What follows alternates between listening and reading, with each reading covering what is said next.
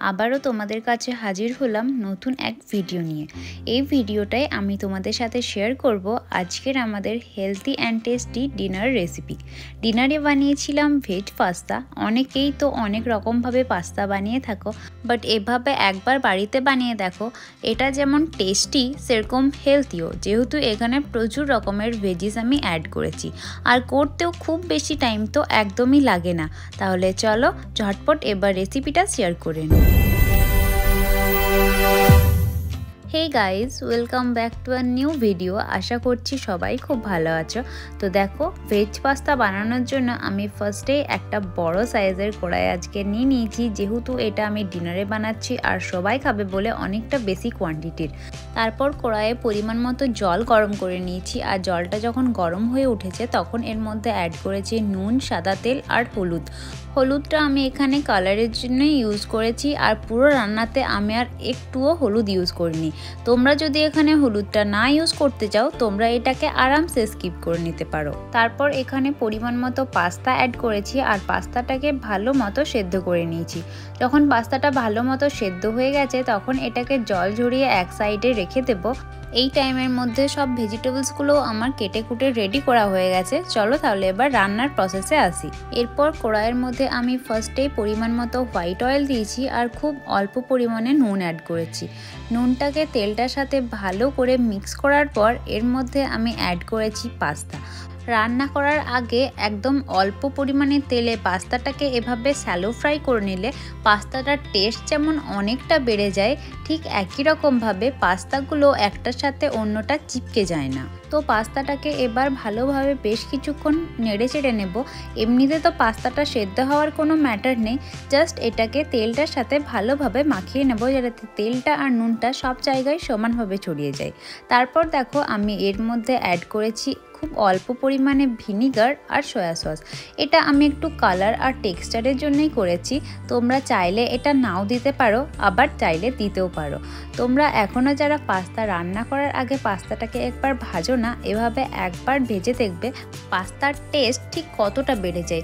আমিও প্রথম যখন রান্না করতাম পাস্তাটা ভাজতাম না, বাট একবার ভাবলাম এর আগে একটু ভেজে দেখি তো, তারপর থেকে তো আমি এভাবেই করি। 3 থেকে 4 মিনিট পাস্তাটা নাড়াচাড়া করেই আমি ওটাকে এবার একটা প্লেটের মধ্যে তুলে দিলাম। তারপর কড়াইয়ের আবারও তেল গরম করে তার মধ্যে ফার্স্টেই দিয়ে দিলাম কুচনো পেঁয়াজ। এবার পেঁয়াজটাকে ভালোভাবে ভাজতে থাকবো যতক্ষণ না পর্যন্ত পেঁয়াজটা থেকে স্মেলটা চলে যাচ্ছে আর পেঁয়াজটা একটু লালচে ব্রাউন হয়ে যাচ্ছে।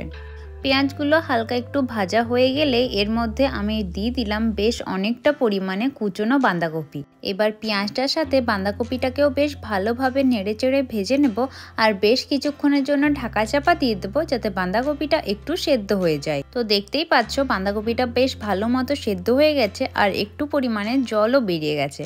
এখন আমি এতে অ্যাড করলাম গাজরটার পরেই আমি এখানে অ্যাড করেছি কড়াইশুঁটি। শীতকালের তো এইটাই মজা, বেশিরভাগ সবজিতেই গাজর কড়াইশুঁটি মিক্স থাকবেই, আর এগুলোর জন্য রান্নার টেক্সচারটাও আলাদা লেভেলের হয়। তো দেখো, তারপরেই আমি এখানে অ্যাড করেছি আদা রসুনের পেস্ট দিলে সবজি যেমন আলাদা টেস্টের হয়, সেরকম সবজির কাঁচা স্মেলটাও চলে যায়। আর সব শেষে এখানে অ্যাড করলাম টমেটো ছাড়াও এখানে টমেটো ক্যাচাপ দিলেও কাজ চলে যেত, বাট আমি টমেটোটা এই জন্যই ইউজ করলাম কারণ ক্যাচাপ আমি খুব অল্প পরিমাণে ইউজ করব। আমি এটা ডিনারে খাবো বলে এত কিছু সবজি ইউজ করেছি। এমনিতে তো পেঁয়াজ, রসুন, টমেটো আর তাছাড়া কোনো ননভেজ দিয়েই কাজ চালিয়ে নিই। তোমরা এভাবে করলে সব সবজির গুণাগুণ একবারে যেমন পেয়ে যাবে, টেস্টটাও দেখবে খুব বেশি ভালো হবে। আর তাছাড়াও যাদের বাচ্চারা একদমই সবজি খেতে চায় না, তাদেরকে এভাবে রান্না করে দেবে, সব সবজি নিমেষেই হাওয়া হয়ে যাবে। তো দেখো, এই টাইমে আমি সবজিগুলোর মধ্যে নুন আর মশলা দিয়ে ভালোভাবে ভেজে নিয়েছি। আর নুন মশলা দিয়ে ভাজার পর এখানে আমি অ্যাড করেছি পাস্তা মশলা আর ম্যাগি মশলা। এগুলো দিয়েও সবজিটা বেশ ভালোভাবে নেড়ে চেড়ে নেব। তারপর এখানে অ্যাড করব খুব অল্প পরিমাণে টমেটো ক্যাচাপ। তারপর এটাকেও সবজিটার সাথে নেড়ে চেড়ে বেশ ভালোভাবে মিক্স করে নেব।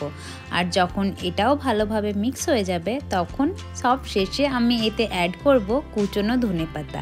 ইয়েস, শীতকাল মানে সবজিতে ধনেপাতা থাকবে, আর ধনেপাতার স্মেলটাও খুবই ভালো লাগে।